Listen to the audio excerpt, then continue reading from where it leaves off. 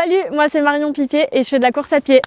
J'ai commencé la course à pied après m'être blessée au basket. Je faisais du basket depuis à peu près 15 ans et je me suis fait une rupture complète des ligaments. Du coup, j'ai commencé la course à pied en 2017. Je fais mon premier 10 km en 56 minutes et c'est là où vraiment je commence à me mettre dans l'entraînement. Et par beaucoup de discipline et beaucoup de rigueur, ça a fini par faire descendre les chronos. Je sais pas si on peut dire rapidement, mais en tout cas progressivement. Je me suis vraiment concentrée sur 2022 et je passe mon record de 5000 en 19-15 cette année-là et je passe mon record de 10 000 en 39-40.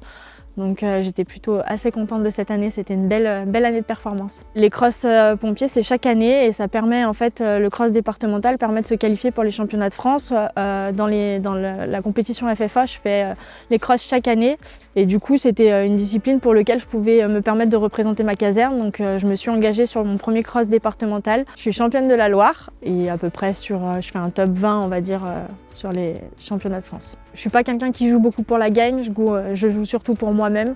Je cherche surtout la performance du chrono et en tout cas de toujours faire mieux.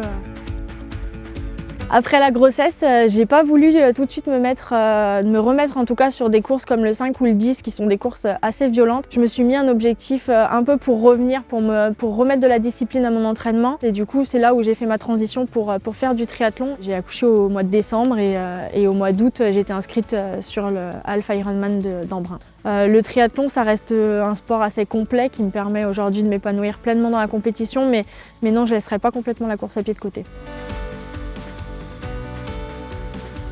Sur l'Embrunman, quand je suis partie sur la portion vélo et que j'ai voulu passer mes vitesses, je me suis aperçue que mon plateau ne fonctionnait plus.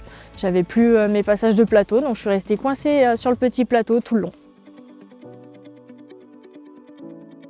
Cette arrivée où je vois mon fils dans les bras de son père à l'arrivée et où je me dis tous les sacrifices que j'ai faits les 7 derniers mois, ça a valu quand même le coup. Ouais, quand j'ai préparé cette course, j'ai ma meilleure amie Mélissa qui est venue à la maison quelques jours avant et qui me dit « Attends, avant que tu partes, moi je pourrais pas être là pour cette course, mais je vais te donner quelque chose ».